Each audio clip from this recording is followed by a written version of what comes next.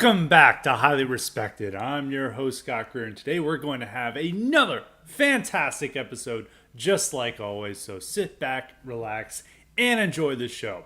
So today we're going to be talking about a couple different topics. The first I'm going to talk about is Trump disavowing Project 2025. And I'm assuming a lot of you people know what Project 2025 is. It's a Heritage Foundation initiative to set the blueprint for the next administration.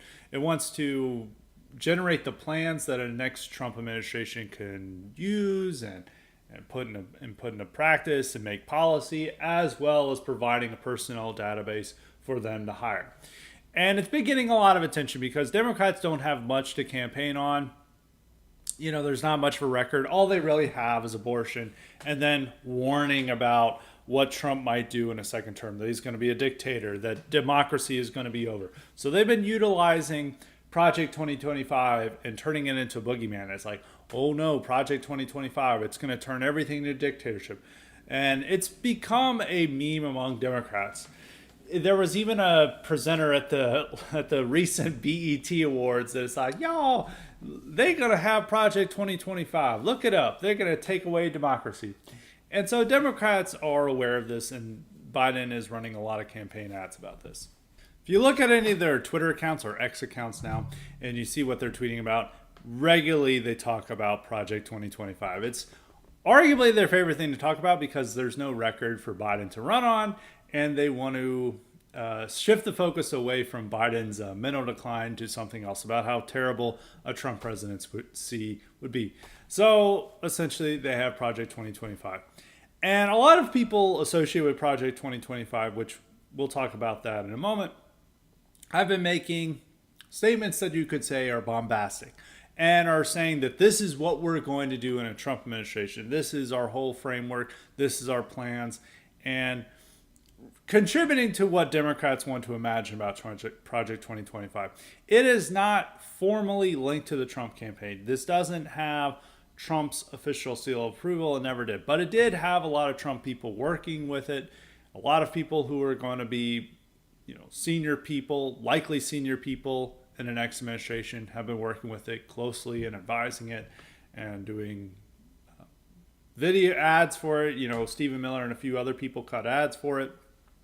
So it is, and it's associated with the Heritage Foundation, and the Heritage Foundation has always been closely linked to any Republican administration. It's always a main institution that Republicans have to work with and rely on for policy development. So that's what you have. But over last week, on Friday, Trump issued a Truth Social post disavowing Project 2025. He said, and I quote, "I have no idea who's behind it. I disagree with some of the things they're saying, and some of the things they're saying are absolutely ridiculous and abysmal. Anything they do, I wish them luck, but I have nothing to do with them." And that sent a signal to most of the people who are closely aligned with Trump world to disavow and distance themselves from Project 2025. There was a lot of campaign staffers on background or, not wanting to be quoted by name in articles or saying that, anyone associated with Project 2025, this is going to be a problem for them in the next administration.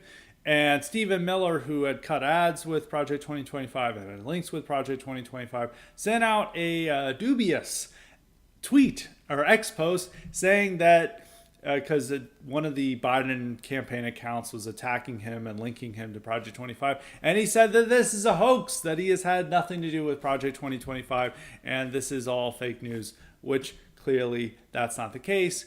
He had cut an ad with them, he had worked with them, and it says something that he would want to distance himself and disavow Project 2025 when he had done stuff with it. And Miller is a political creature. He's managed to stay alive and stay strong and prominent in Trump world through real politicking, we'll say. And he knows where the wind is blowing. And if he is trying his best to get as far away from Project 2025 and pretend it doesn't exist or he has nothing to do with it, that signals that the Trump campaign and Trump world are really wanting to disassociate themselves from Project 2025. And so a lot of people took this as a black pill last week because, Project 2025 is really pushing a lot of strong nationalist plans, a lot of nationalist policies. They're also trying to get nationalist type guys into the next administration. On anything immigration, foreign policy, most of the stuff Project 2025 is working on has been pretty solid. So they take this as Trump is betraying his nationalist spirit and to go with the establishment, the Republicans who don't want him to be strong in immigration, don't want him to take these solid issues. And there was, the group U.S. Tech Workers Lobby, which posts a lot of stuff on immigration, does a lot of good tweets about high-skilled immigration and H-1B visas, that the Trump disavowal was driven by the Chamber of Commerce and that they're so upset about the immigration angle from Project 2025, and that's showing that Trump is cucking and moving in a bad direction. And I think a lot of people have shared this view of Trump cutting down Project 2025. Now, I want to explain this and see what is really going on with this. I had people wanting to know what I thought about this, and so it's probably better to do this in a podcast because I have a lot of thoughts on this. I don't think it is not. I want to first, when assessing this and saying whether it's a good or bad thing, I want to say it is not a good thing that Trump is disavowing them and is disassociating with them. Now, is this a sign that it's over? I would not say that. I would also say that there's still the potential that a lot of the people that Project 2025 has been recruiting and preparing for the next administration will still get in the next administration. I also want to say that a lot of policies they've been working on could still be utilized in the next administration. But Project 2025 is a formal organization which, with that name and everything, as being the brain of a Trump admin, probably not going to happen. But people associated with it who have been leading it can still have an impact, and a lot of the ideas that they've been generating can still be implemented in a Trump administration. It is still the Heritage Foundation. It is something that they're going to have to pay attention to whether they like it or not. I've heard people around me say that it's too big to fail in some ways, that there's been too much investment, too many people involved with it that are going to have a prominent place in a Trump administration, and it has the official support of Heritage Foundation, that the next Trump admin just cannot say, oh, we're completely rejecting you, we're blacklisting you, you're done. It's almost impossible for them to do this, and they're likely not going to do this. What the disavowal is a result of is standard Trump practice when he hears other people saying this is what he's going to do, and this is what he believes, and this is what he wants. And it's people speaking for themselves and claiming that they're speaking for Trump. And Trump has always never liked this. And I want to say that sometimes this is not a good quality in Trump. This is a petty quality in Trump. But he did the exact same thing with Steve Bannon in 2017. Steve Bannon, instead of really helping to run the administration, was out there talking to reporters all the time and really promoting himself.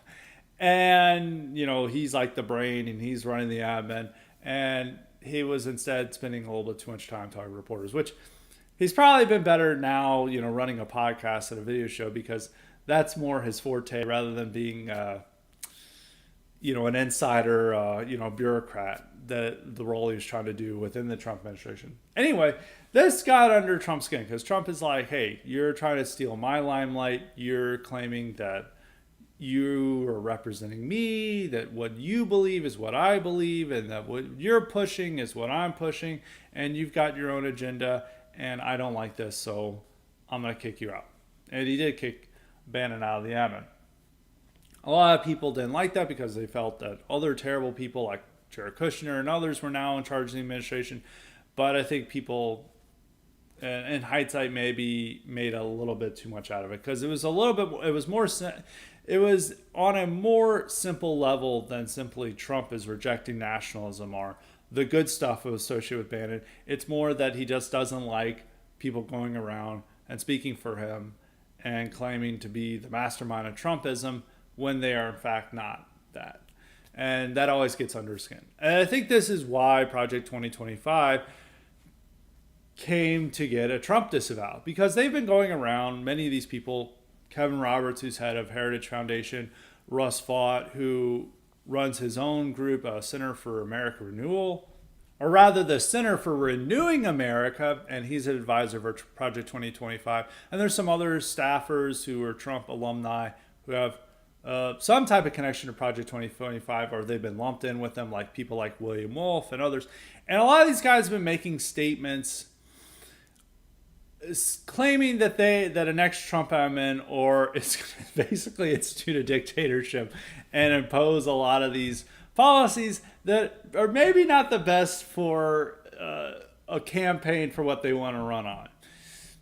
And really what drove Trump to say his disavowal of Project 2025 is that Kevin Roberts went on War Room with Bannon, a lot of the same cast of characters from 2017 when the last time we witnessed something like this. And he went on about how we're in the middle of a second American Revolution and it will remain bloodless as long as the left wants it to be. And, when people think that, Democrats are wanting to say that Project 2025 is what Trump campaign is, that's what they're campaigning on. This is what they're planning for a second admin. And then a prominent person, this is not a nobody. A president says, we may have a bloody second American Revolution with the Trump admin. That's obviously going to be, serve as fodder for the Biden campaign. And to say like, look, they want to institute a violent dictatorship that's going to kill people if the left gets out of hand. And so it's a little bit bombastic statements. And a lot of these other people have been saying we're going to, institute authoritarian government. Russ Vought is really into this stuff, which Russ Vought is, I have to say this about some of these people at the top. A lot of the people who are closely working with it, who are directed day to day working with Project 2025 are 100% solid. But those aren't the people really talking out in the media, giving the message. It is more Roberts, Vought, and a few other staffers who are always out there providing a lot of campaign material for Biden. And, a lot of us who are listening to these things, the distant right, are either not going to be bothered by this or are going to think this is awesome. The thing is, we are not the audience. We're not the people that need to be convinced to vote for Trump. Some people say, actually we do. But that's not, we're not going to be the decisive factor, okay? They're trying to get, normie people out there who are just like, I'm tired of this senile president. I'm tired of high inflation. I'm tired of open borders. I'm tired of the foreign policy disaster we have under Biden. I want Trump back. I want to make America great again. So I'll vote for Trump. But some of these people, a lot of these normies, they can be bullied into changing their vote. And they're like, I really don't like Biden, but there's something scary about Trump. He's going to take away my liberties, or he's going to take away democracy or the vote. So even though Biden sucks, I'm going to vote for Biden just because I think Trump's so terrible. And Trump is working to convince that actually he's this, the more reasonable choice. He's the man for order. He's the guy who's going to make everything right again, versus the extremists of Biden, who is just allowing all these immigrants through, who is destroying the economy, is destroying our country. And the moderate, sensible choice is rather Trump. And people going out there who are not associated with the campaign, who are not Trump, and saying, we're going to do this, we're going to plan this, we're going to want to do this.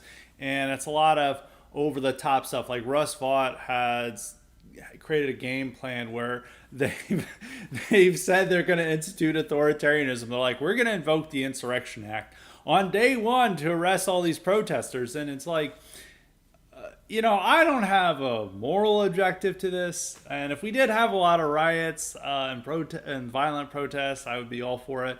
But we don't have any riots or protests. It's just kind of imagining that, you have protests and riots, and then it's like, we're going to arrest all these protesters. Like, first off, who are you arresting? Second off, This is not a good campaign pitch to have.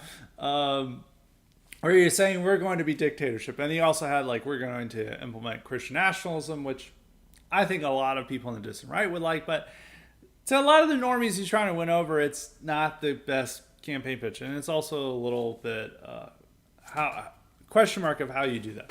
So there is going to be a different general election campaign pitch versus what they're actually can do in the administration. Now they could, have a moderate, sensible campaign pitch and then do all this cool stuff we want them to do when in the administration.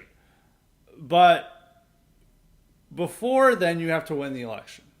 And Trump's going to win the election. I think that's, the Project 2025 stuff is not going to be enough to overcome Biden's mental handicaps, which we'll get to in a moment or later on in the podcast about why Biden's going to stay in, because I've got questions on that.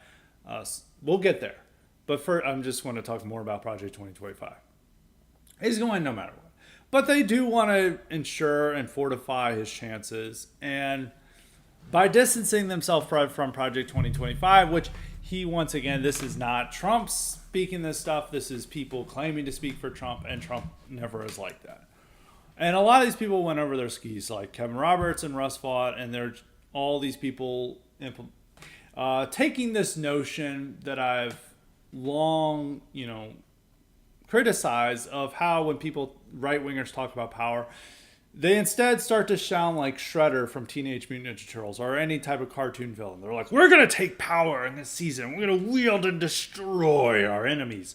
I want the power. And then, there's not a moral justification for using the power. It's just the obsession with power and wielding it and crushing your enemies and this stuff. And it sounds like a cartoon villain revealing his plans to the good guys. And this is how they talk about it. Now, I guess this is fine talking amongst ourselves because we don't need to convince ourselves why we need to do this. But when talking to the unconverted, to the normies, this sounds really fucking weird. So, and that's why the media highlights it. And once you get outside of a right-wing bubble, it sounds bizarre. And for a lot of normies, they like the idea of having freedom and democracy. These are good things in people's minds.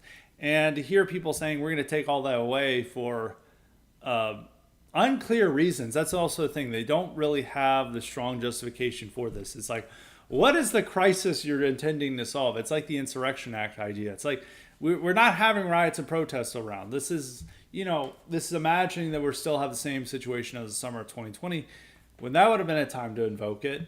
But we don't have that in 2023. And or 2024. And I don't believe this stuff. Like, all these people are like in hysterics, like, we're going to have mass riots if Trump wins, and there's going to be a whole, coup attempt to prevent a Trump gaining power. I actually don't think that's going to happen. I think that would have happened if it had been clear in 2020 if Trump had won outright. I think they had already planned this stuff. They don't really have the motivation to do this. A lot of the young activists who would be used as the foot soldiers in activity have lost their passion for Democrats because of Israel and a lot of other issues. So I don't think that's really much of a threat this time around. But in case people want to imagine it is, because they want that crisis situation so they can have the authoritarian government. But we don't have that crisis situation. And when the left wants to use authoritarian means to achieve their goals, they use moral justifications for it. They say, we have to do this to protect democracy. We have to arrest all these J6 protesters to protect our democracy and to protect liberty and protect everything we hold sacred. And we have to go after Trump to prove that no one is above the law and to protect our democracy. They have the moral justification first. And that's what's put forward. And then they have the actions they want to do to protect that moral goal. With the right, they just have the authoritarian action without a specific reason or justification. It's like, we're going to implement dictatorship. Why? We'll figure it out. But we're going to have it anyway. And so that's why a lot of these guys want to imagine that there's going to be, massive riots and just all this type of crazy stuff if Trump wins, because there's the desire to have that authoritarian government, but they don't have the reasoning or justification for it to convince the masses of people, or really the elite institutions to back it. And a lot of these people were just talking amongst ourselves, among people who don't have any objections to it or like this idea, and there's no need to justify it or argue for why you need it. And so, it sounds nice among our within our own bubble, but outside of it, it sounds weird. And so that's the reason why Project 2025 is come under scrutiny, and it's also why leftists are using it to attack, because a lot of the stuff they say is things that our audience is fine with hearing, and they don't need convincing about this stuff, but taken outside of our bubble, it can be used in campaign attack ads. And it's also deflects from and distracts from what the core Trump campaign message is, which is, I want to make America great again. We're going to restore our borders. We're going to restore the economy. We're going to restore our foreign stature and all this stuff. Basic stuff that's appealing to a large swath of Americans. And then he has these people claiming to speak for Trump, which, as I keep insisting, gets under his skin. And that's the situation we're now at. So the fault for this is mostly with these guys who've been claiming to speak for the Trump campaign, and that's why they've been hurting Project 2025. They shouldn't have been saying this. They should have been keeping a low profile, quietly building these policies, quietly building this database without trying to seek media attention, but they've all can't resist going on War Room and speaking to the right-wing bubble and giving the red meat that they want to hear and, indulging these authoritarian fantasies. But then this is being used by their enemies to attack Trump, and they don't speak for Trump, and thus this is what's happening. And also the thing is that a lot of these guys aren't as solid pro-Trump or as solid as you would imagine. I would just say the top guys like Kevin Roberts and Russ Vought. And the other people involved in the stuff, the ones not really going on War Room or making the media rounds or talking about all their grand plans, those people are all solid. But the ones really getting out there and promoting their own image are a lot of the problems, and they aren't that solid. Kevin Roberts turned against Trump, from what I'm told, during the primary. He became at some point a very pro DeSantis, and he was also wanting to allegedly bar Trump from coming to Heritage over his abortion comments last year. So he's not that pro-Trump. He was not 100% behind Trump like he claims anyway. And Russ Vought himself, he likes to make himself out to be the most base guy from the administration, and he was behind the DEI ban and stuff. And in fact, he was opposed to a lot of this stuff when he was in the admin. He, in fact, was very skeptical of a critical race theory ban when they tried to push it. And that was one of Trump's big achievements and show what he can do in a second administration, is that he can ban DEI and really take a bite out of anti-white racism. But Russ Vought himself was like, this is too far. We can't do this. And then when it was implemented, he then began touting himself as like the guy behind the ban.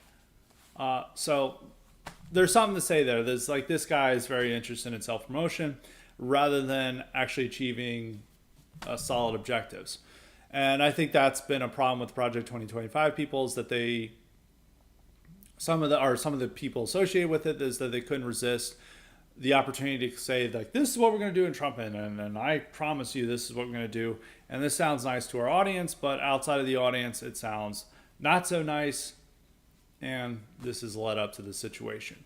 So as I said, it's not good that Trump has disavowed Project 2025. He should be relying on it. But the reason why he did this is due to the guys trying to promote themselves at Trump's expense. And Trump never likes that. So they should have been smarter and not doing this. Now, even though with Trump's disavowal, does this mean that Trump is going to go completely cucked and just rely on the RNC and those types for his admin? I don't think so. I think there's still the people he's mostly going to rely on for stuff like immigration and DEI and all that stuff is still going to be solid people.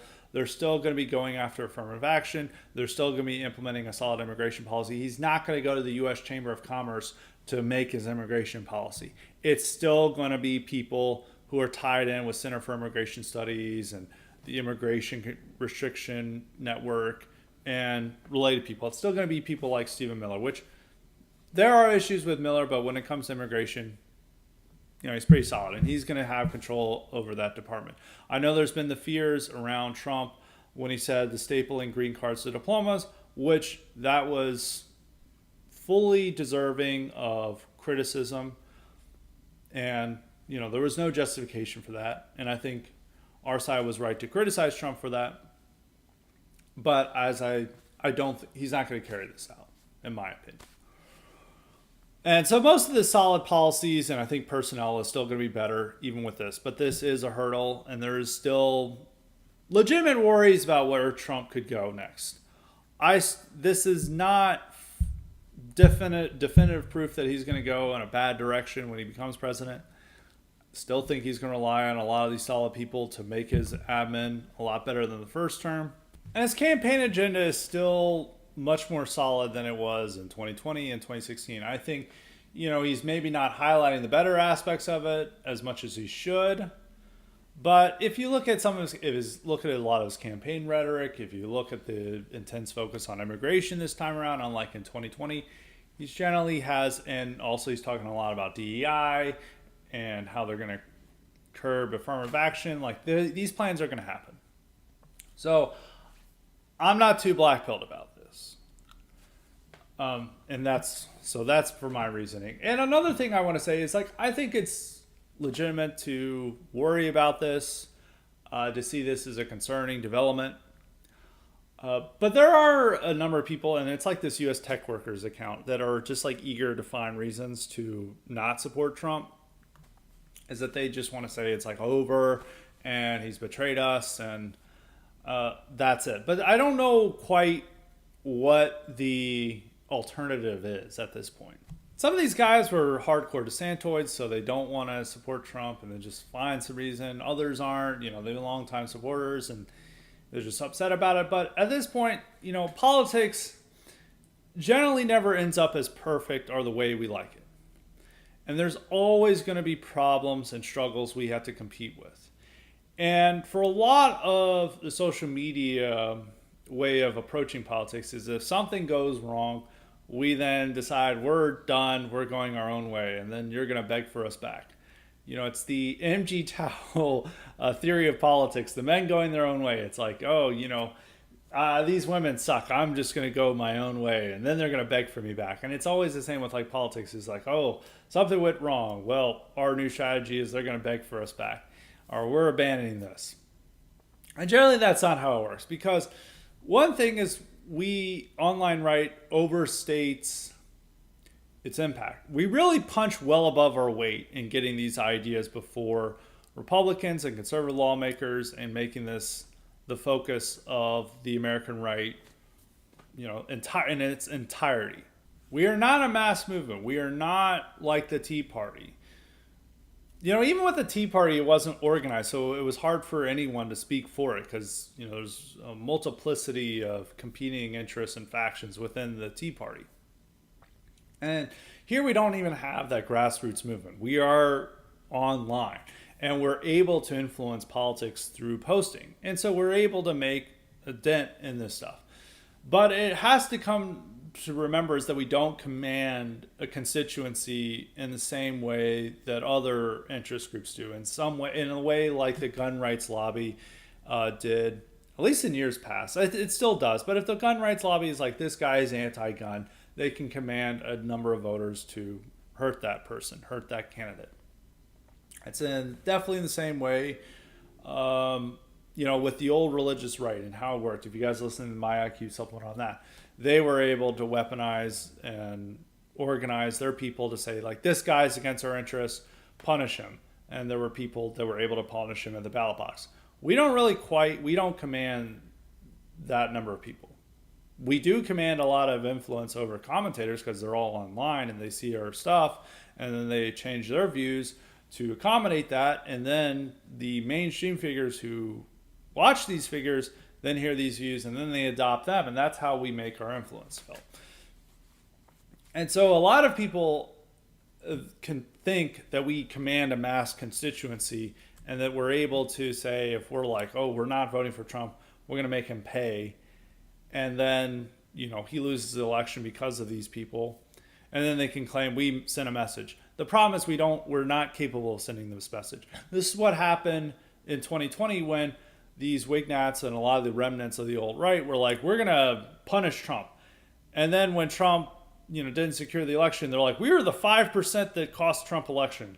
And they're like, look, they didn't even get the correct number of people. It was like a decline in working class white support. Well, it wasn't even really 5%, but they claimed it was a 5% support. Any case, they claimed the 5% were all rejecting Trump because of white nationalist reasons, which wasn't the case. But they like to make believe this, and that they send a message to Trump, and that the remnants of the alt-right were going to come back even stronger than ever after 2020. That didn't happen at all. The opposite happened, but people like to imagine this. And this isn't even a problem at alt-right in 2017. When they realized Trump was not going to go full alt-right with his agenda, they're like, we're going to build an independent movement of Trump. And then the failures of the alt-right started to happen when Charlottesville, which was, turned into a standard white nationalist rally that we had seen in years past, which meant that it's not going to get much support. And then, the entire country turned against the alt-right, and Trump supporters wanted to have nothing to do with it. And that led to the alt-right's decline. If a movement separates itself completely from Trumpism, it loses a lot of its ability to gain support and gain influence within the mainstream. You can even see this with Patriot Front, which Patriot Front, they once again did an idiotic rally in Nashville, downtown Nashville, on a Saturday. It's like, who are you going to gain support? People are out and about. It was either Saturday or Friday. And then all of these conservatives turn against them. They all think they're feds. Now, of course, that's stupid, but it just goes to show, if you're not making an impact and you're actually alienating the people you're trying to win over, if you're creating this whole separate movement independent of Trump, or are you going through Trump? And so a lot of our influence, our ability to punch above the weight, comes from being Trump supporters, from saying, hey, we really back Trump. And when you criticize him or pointing it out, you're saying it's coming from the perspective of being diehard Trump supporters. And that's why I think a lot of the criticism of Trump, again, over his immigration message, over his stapling green cards to diplomas, was effective, because you're saying, hey, we strongly support you, we want you to win, but we really don't like this, and we're representing the base. Now, some of that representing the base may be a little bit misleading, but it's able to be effective if you're able to flood social media with it. Now, Project 2025, and that message, we can say hey, we don't like this, and indicate support for Project 2025 to send a message to the Trump campaign team about this, to show that they don't want to abandon these policies. But then going in the other direction is we're no longer voting for Trump out of this, we're done with Trump. They then can safely ignore what you're saying, because they're not our supporters. They're not our people. If they're done with us, that's fine. We'll take that risk. And so that's always the tricky balance you have to have when it comes with Trump, is that the criticism against him, or wanting him to change in the direction you want, is most effective when you couch yourself and you present yourself as a Trump supporter and as a part of the broader MAGA movement, and saying hey, we love Trump, we want him to succeed, but we really don't like what he just did. It's being loyal opposition. And it's something that a lesson the alt-right didn't learn, and then they met their demise. And it's just something that you have to realize, because the masses, the right-wing masses, the people who are most likely to agree with our stuff, are ride or die Trump.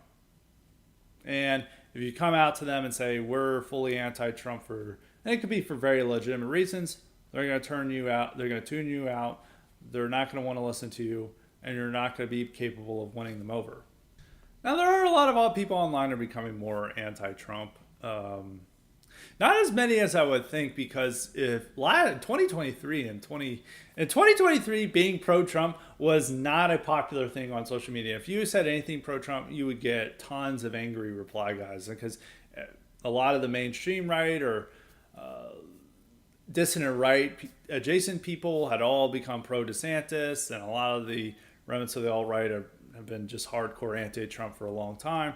It was not popular being pro-Trump. I've seen more people move to a pro-Trump direction, probably because it's election time. They see what the alternative is, and they see a lot of hope in Trump and a lot of possibilities in Trump, so they stay pro-Trump. But it is getting tougher for some people due to some of these disappointments and statements that Trump is making.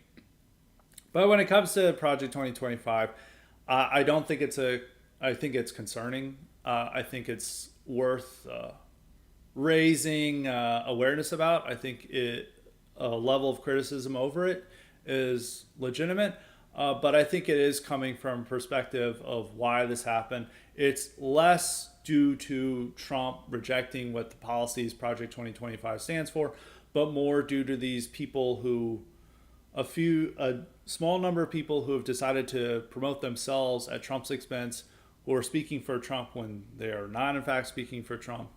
And that gets under Trump's skin, and that irritated him and caused him to disavow the project. But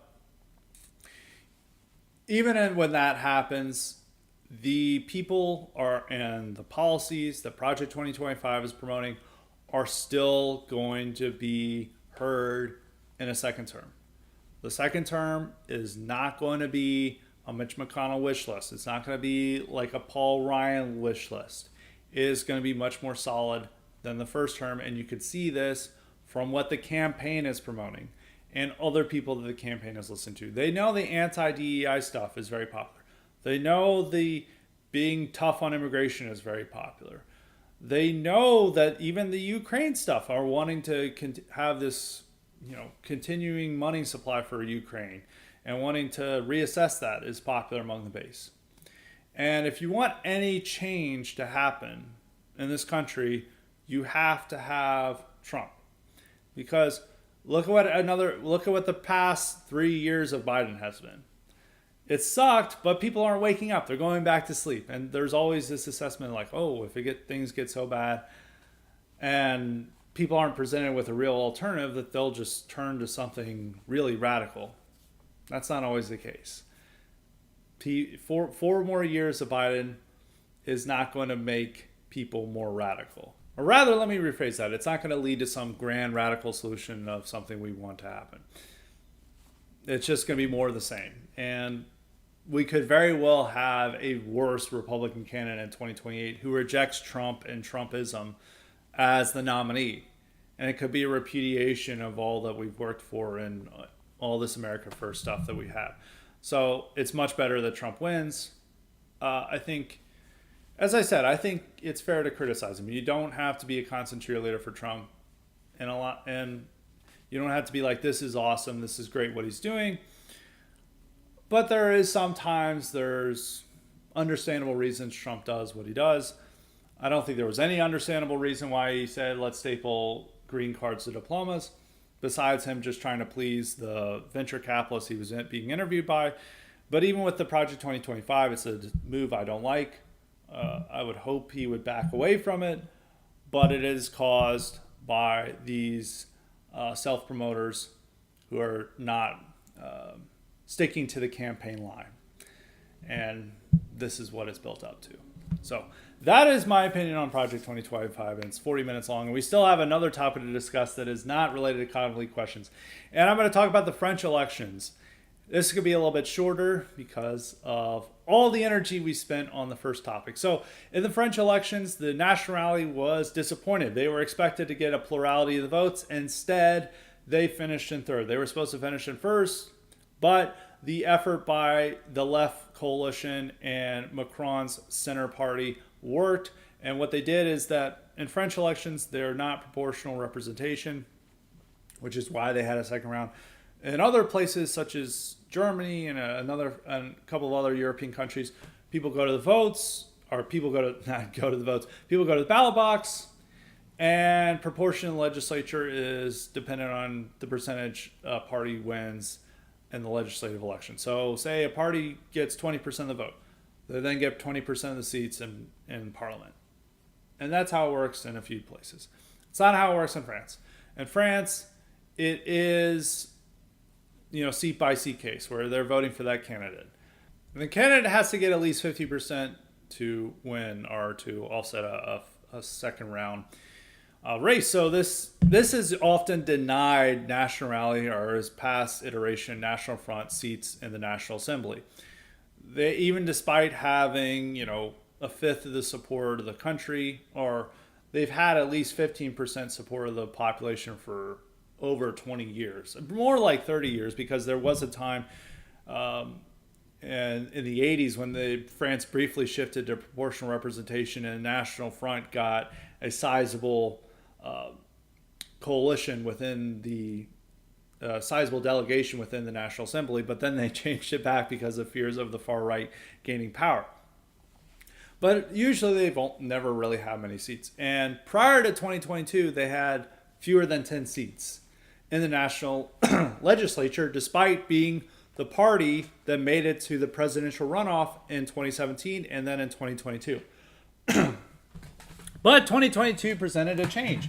They then got nearly 90 seats in the National Assembly, and this is a big deal. They then became the third strongest party.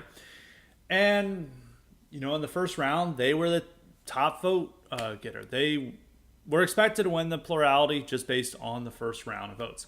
But the left-wing coalition and the center made an alliance to where whoever the most viable candidate in a race against National Rally would be the guy, and that the other person, whether from Macron's party or the left-wing coalition, whoever was less viable would drop out in favor of the more viable candidate.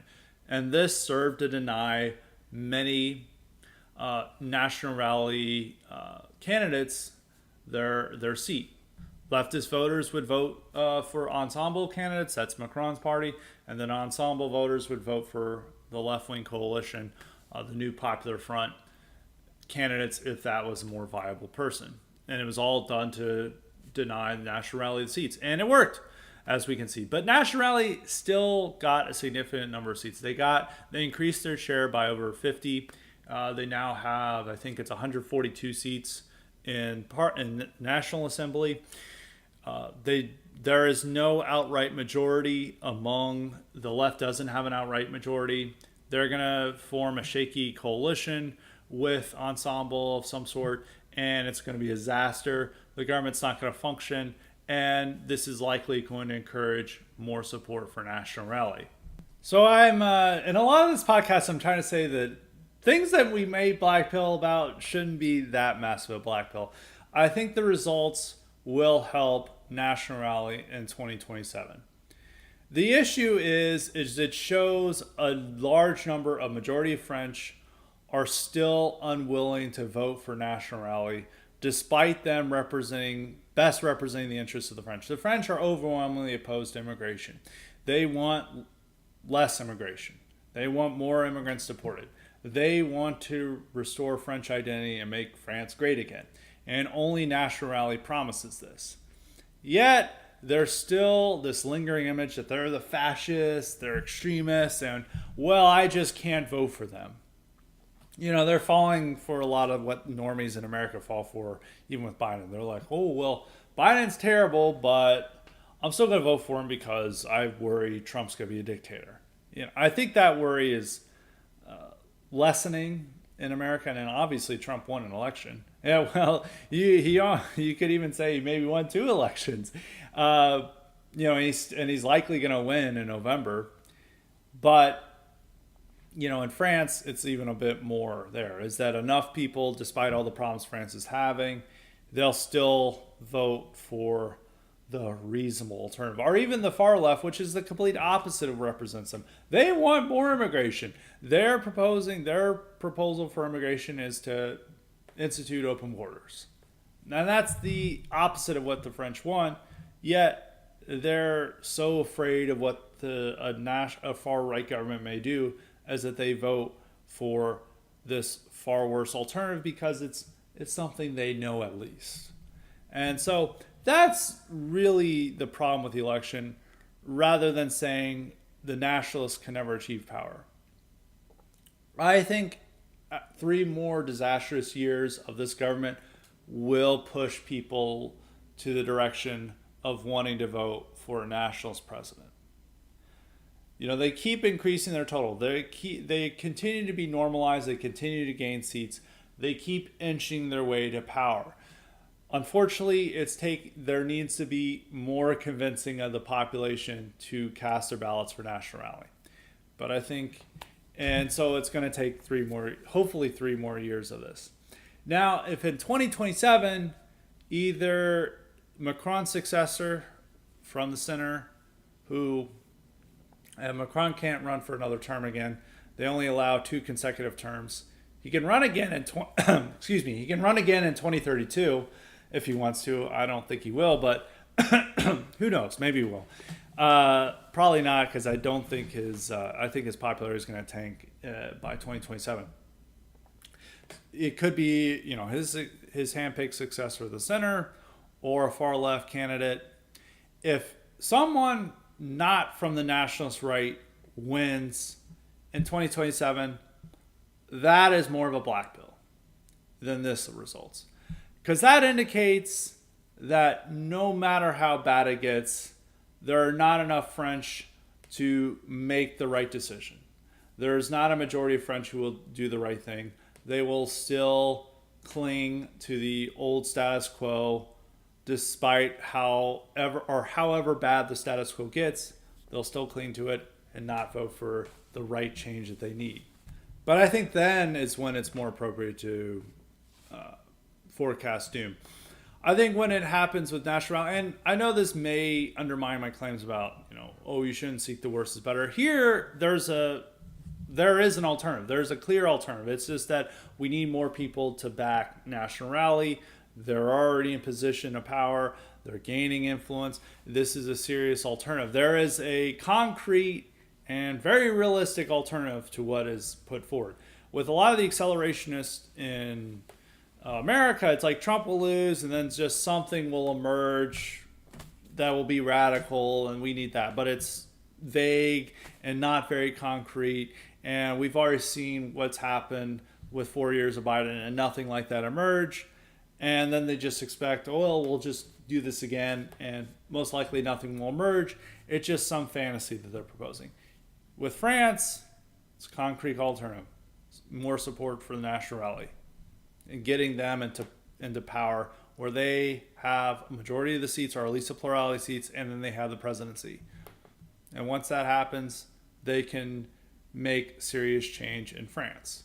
So there are positives here. I think it's still disappointing. The polls, real problem is the polls showed national rally getting that plurality, and then they were wrong.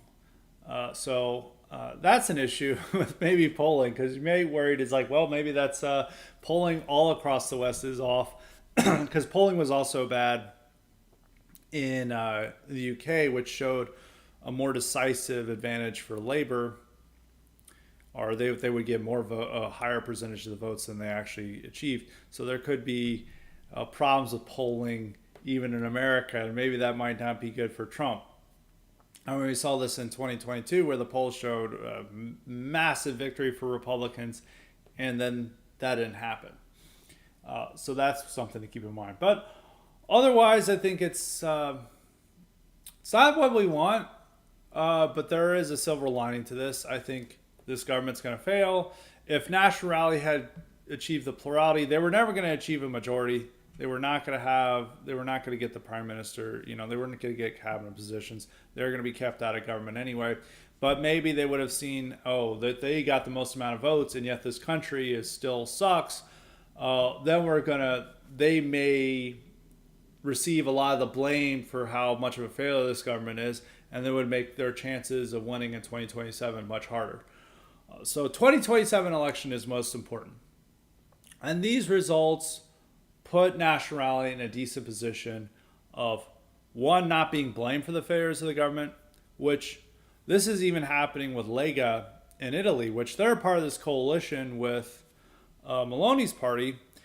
And even though they've been critical of how Meloni isn't solving the immigration problem and is being too much of a hawk on Ukraine, they've instead lost a lot of their support because the voters that maybe want the Brothers of Italy, Meloni's party, to be hardcore will still blame Lega for those problems rather than turning their votes away from Brothers of Italy to Lega.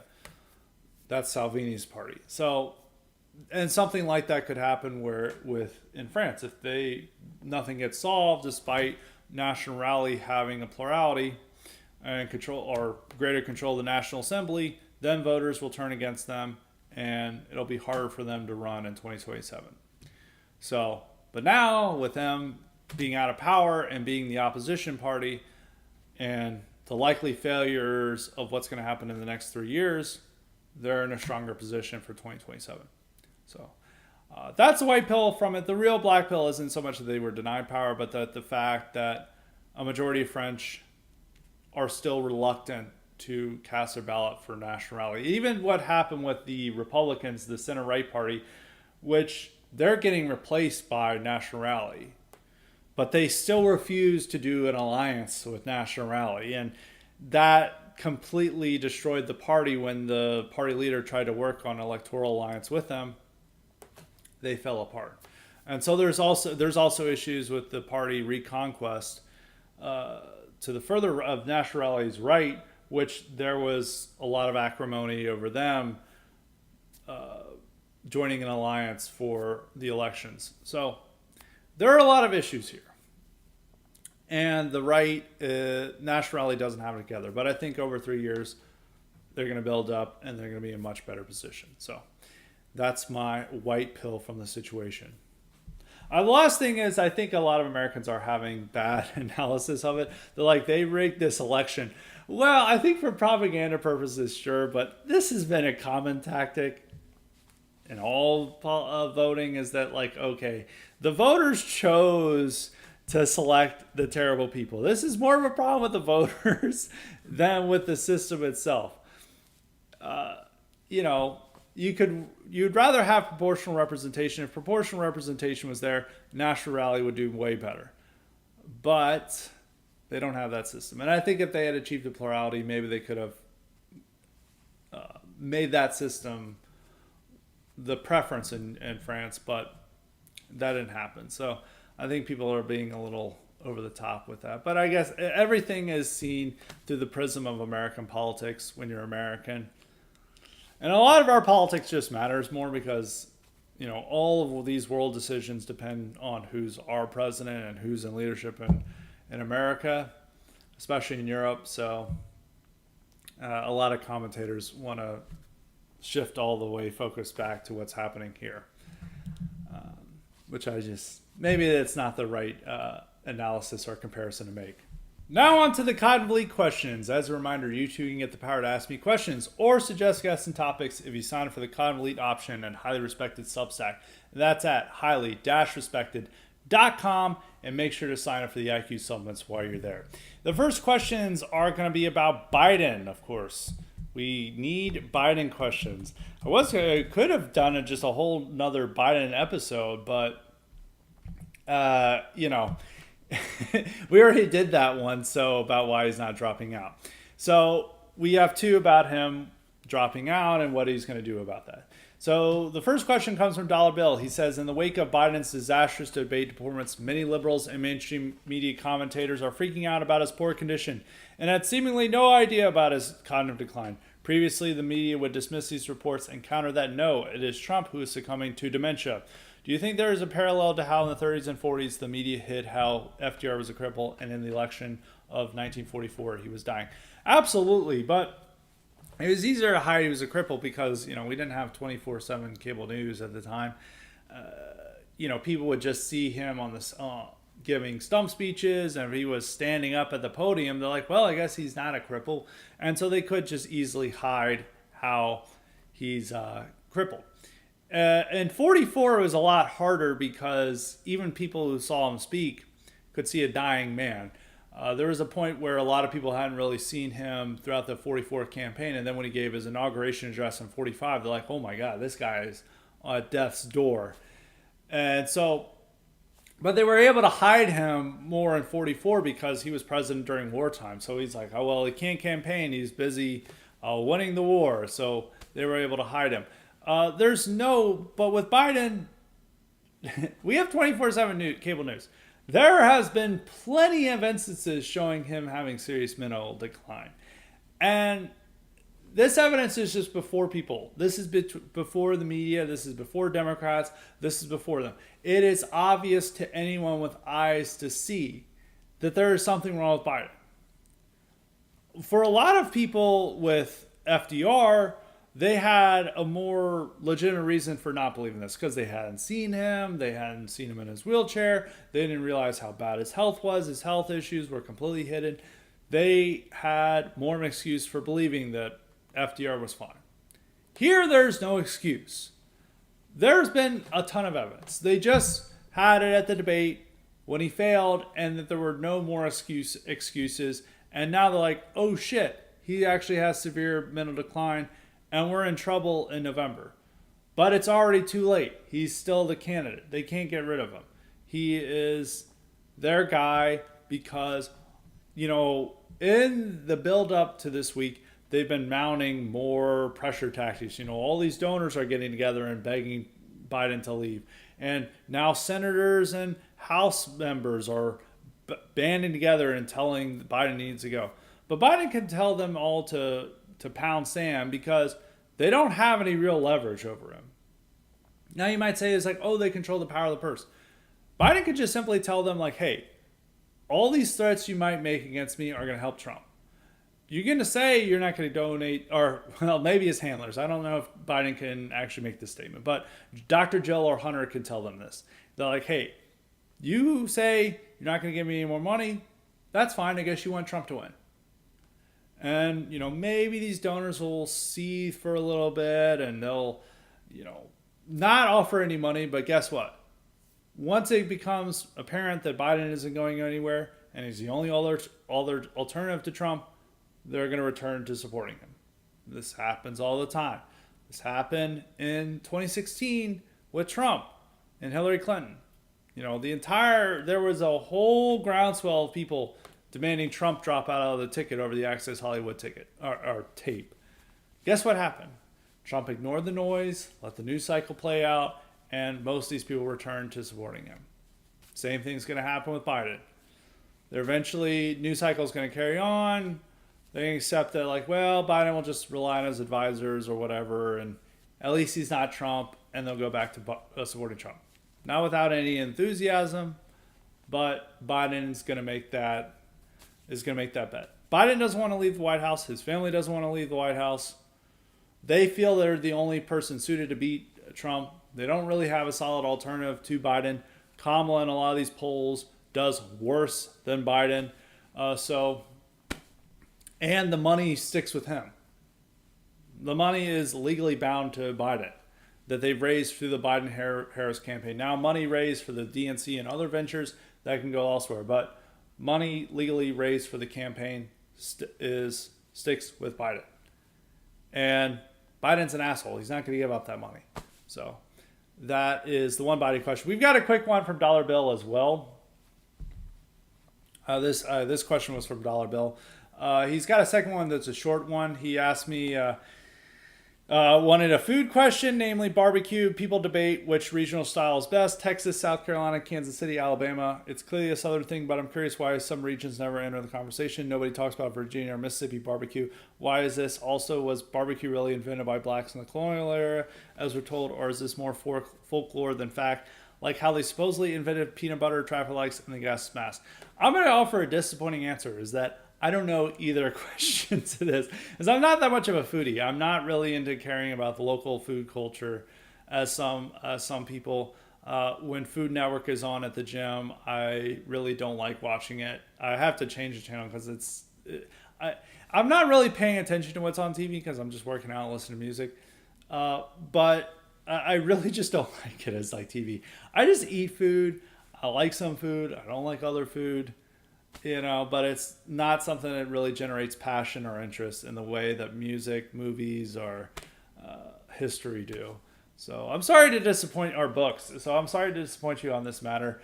But this will be maybe a lesson to maybe don't ask me food questions in the future because I'm just not that obsessed with it. I almost find foodie to be being a foodie is being eat, pray, love, almost woman mindset. Even though I know guys get really into food and really like cooking and stuff, but it's not one of my passions in life. So sorry to disappoint in some of this. So we've got another Biden question. We got one from New England Refugee. I have another question from New England Refugee, which we'll conclude with. He says, Megyn Kelly said she felt bad for Biden and that he should go out in a better way. She was dogpiled by people criticizing Biden's ambition. Do you believe we can go too far in making fun of Joe Biden's senility? No. As I said previously, Biden's an asshole. He is not a good person. Nobody in his family are good people. I don't feel bad that he's going out this way. First off, he's not even going out in a good way. He's refusing to go out with dignity. He knows he has an understanding that he's in decline. His family knew this. Guess what? They continue to have him run. Because what happened is, I think if the midterms had been bad for Democrats, had been disastrous for them, there would have been more pressure on Biden to drop out. And at this time, this pressure would have worked. If they had had donors like, we don't want to give you money, and we're going to back somebody else in a primary, they then could have gotten rid of Biden. But instead, they're now doing this a year and a half later when he's the nominee. He's got all the delegates. They've already given him a lot of money. They don't have an alternative. But if this had happened right after the midterms, they could have had a stronger push to getting him out of the way. But Biden's, they did pretty well. It was pretty historic for a president to have a good midterm for his own party. So he's like, you know what? I'm the best candidate for winning this race. I'm going to stay in, despite my serious cognitive decline. And all these people around him supported him and hid it and pretended that there was no mental decline. And he had all his media shill saying he's as sharp as he's ever been. He is sharper than most 20-year-olds and 30-year-olds. And they went along with these lies. And now that's apparent, whose fault is this? I don't think we can go. There is no limit to how far we should go in making fun of Joe Biden's senility. He's a president. He's not just some mere old man. If he was just a mere old man, then it's fine. But this is a person that's in charge of our country. This is the most powerful person in the world. And instead of resigning with grace and dignity, he chooses to continue on. So making fun of him is worthwhile. But the good news is that him staying in is good for Trump. I actually think that even if Kamala was the candidate, Trump's chances of winning would still be about the same. They'd still be strong. But with Biden, it's more of a certain thing. There is a chance that maybe they increase their chances under Kamala. I'm doubtful of that, but there's a chance. With Biden staying on the top of the ticket, they are not increasing their chances of winning. The chances of winning are going to continue to decrease in the months ahead, and the only person who is responsible for this is Biden and his family. And if they didn't want to make fun of him for his mental condition, you know what they would have done? They would have resigned. They would have not chosen to run for another term, but they chose to do that. And no Democrats put up a fight. And now they're like, oh shit, we made a bad decision. Well, you had plenty of time and opportunity to choose an alternative, and you chose not to. So this is your fault as well. So that is from New England Refugee. I'll finish with his question that I unfortunately didn't get to last week. It slipped out. It would have been more appropriate for last week, but we had a little bit of a different schedule with last week. So we've got a question from Kingslander. We've got one we're holding for the mailbag, but we've got one that will answer. And it's about the Panama Canal. He said, do you think that the U.S. giving the Panama Canal back to Panama was a good or bad thing from the perspective of now and the perspective of the Cold War? Well, the perspective of the Cold War of why we did it, I think there are legitimate reasons to oppose. Because, you don't like giving up anything you built. That's our territory. We paid for it. Ronald Reagan ran on it saying that this is ours. We built it. We paid for it. It's ours. In the 1980s, we shouldn't give it back. But the circumstances of that time, that there were legitimate reasons for just handing it over to Panama. One, they were worried about a left-wing uprising, and then the fact that they would have to expend a ton of resources and soldiers to defend the Panama Canal against a left-wing uprising that could happen in Panama. And these were, they still have a problem with left-wing uprisings in Latin America, but this was a serious problem then. And then and America was still traumatized by Vietnam, and they didn't want to have another war in the jungle. And so they're like, well, how can we have a better situation? Well, let's give it back to Panama and then have favorable terms for us. And since then, we really haven't had any problems with giving back the Panama Canal. But now the Panama Canal is shit because we're not running it. It's blocked up traffic. Hardly any ships go through because they say drought, but it's a lot of this is poor management on Panama's part. And so it's not really good for the canal. But I'm told it's actually been pretty good for America because now with all the problems with Panama Canal, there's a lot of countries that want to ship goods between China and Europe are now just sending them overland of America. Is that it makes more sense just to, go to an eastern seaport and have them go by train to the west coast, and then they ship them over on vice versa. So that's what they're now doing. And America is doing well with that situation, but Europe isn't probably doing that much because they have to pay more when they could have a much easier supply route, but it's blocked up. But America is once again winning from this. Instead, they're like, well, technology's so advanced so much that now we can get things quickly by train, and the logistics have developed now that it makes more sense to go over land, and that's beneficial for America. So. That side, I don't know if it's beneficial for the West, but for American businesses, it is. So with giving back the Panama Canal, a lot of the fears of it is like giving it over to the Panama government. It may make them, even if they did have a left-wing government take power, that they may put a lot of fines, hike up the rates for going through the canal on America, or maybe even close it off to American ships. A lot of that stuff didn't happen. We still have get favorable rates. The problem is that this is a third world government running a very important supply route, and they've poorly managed it, and the inevitable happened. But America isn't really paying the price for it. Europe is, and even China, which I don't think we care about China paying the price, but we probably do care a little bit about Europe. So. America wins in the end. I don't know if that's quite a good thing, but it is something. So I would say it turned out to be not that bad, but I understand the motivations for it. And I think it was a good nationalist motivation. And it was this expectation. There was this implicit assumption that only, the white men of America could run something like the Panama Canal. And that's why we should keep it. And then we give it back to the Panama government, or we don't give it back, we give it to them. We built it in the first place, so we're not giving them back to them all.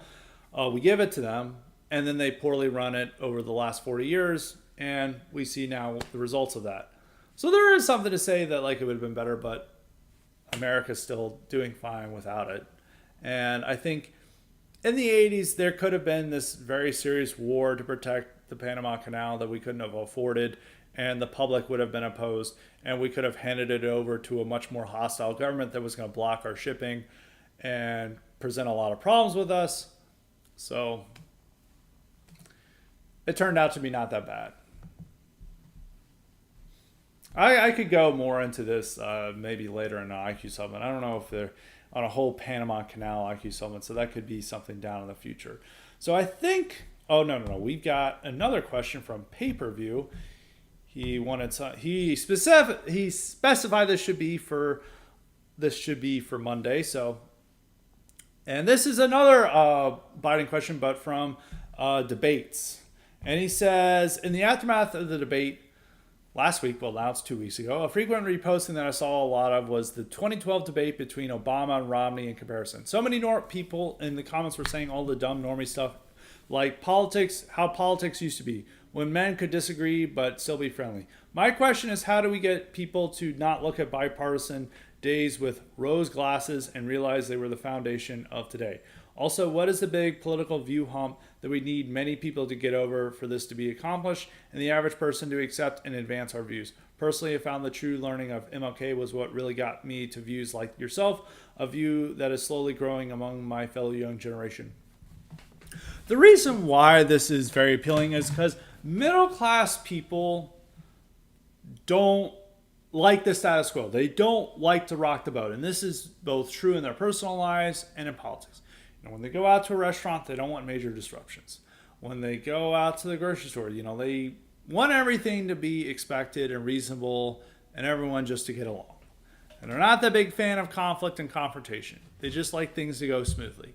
And a bipartisan politics signifies that the adults are in the room, that there isn't going to be radical changes going on, that everything is going to carry on as it's always been, and this is what we're going to have. And so this is why it's very appealing for this bipartisan consensus to be there. And it was deeply implanted in Americans following World War II, is that we may have our disagreements, but we'll all come together to support America in its times of need. Whether it's a terrorist attack after 9/11, or if it's in war, the Gulf War or Vietnam, which Vietnam then divided people, but initially it was, we're putting the good of country first. We're putting country first and party second. And so this has always been a very appealing message for middle class people, particularly of older generations. Even a lot of people who are going to vote for Trump still don't like the rancor of politics. They view it as beneath them and unclassy and too much rocking the boat. They don't want the boat rocked. And so to wake up people, you really have to have their situation worse. You really have to see that the other party wants to ruin their lives. And it's going to take everything that they've built up. You have to have a political opposition that is a direct threat. And Biden doesn't quite provide that. You really have to have something I've outlined as American Chauvinism, where these are guys that are like, we're going to redistribute your wealth, your property, and we may even imprison you just for being white. You have to have the other side be much more radical, and you have to have the living conditions of these people decline as well for them to get over this, like, let's all just get together and kumbaya. And it's also that they have to learn that a lot of the foundations of this false consensus are wrong, such as the stuff about MLK and the civil rights movement. And what this country was founded on is that it's all just founded on abstract principles. You really have to waken up people and push them in the right direction. And I think more people will come to that. I think that it is true with Zoomers that they don't believe in the consensus anymore. A lot of that is them turning to the far left rather than the far right, but even the right-wingers among that generation turning to the far right. The problem is that they're a distinct minority among them. The majority are turning either just completely apathetic with left-wing views, or most of them are much more apolitical than millennials, but I think the standard views, if they have any politics, is some type of variant of leftism. And a lot of them are getting into leftism, but they don't believe in this bullshit. They no longer care about everyone coming together and agreeing and disagreeing. They know it's all bullshit, and they'd rather have the honest face of politics be there rather than these boomer fantasies. So I think that is something to how to look at it. So now we'll conclude with New England Refugee. He asked about the Founding Fathers and my views on them and my favorites, which would have been made more sense for July 4th, but we unfortunately missed it. Well, we had a different format with the mailbag last week, which was written. So it's better to even talk about this. And he says, preferred founding father, it would probably just be George Washington. You know, I think he set a great example for future presidents.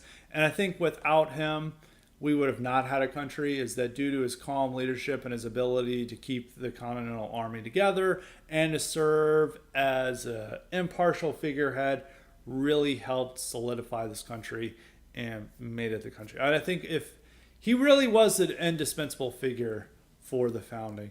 Most of the founders I like. I mean, Ben Franklin, I think I'm not that big a fan of. Thomas Paine, not that big a fan of.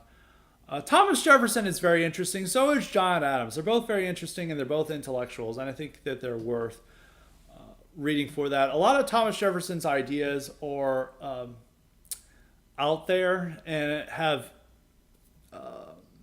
fortified a lot of the delusions about America, is that anyone can, we'll just have a peaceful commercial order and everyone will be equal and some of these stuff and we'll have just liberty and we want less government. And he was a little bit naive about things. But he was also very interesting, is that he understood race a lot more than the other founding fathers.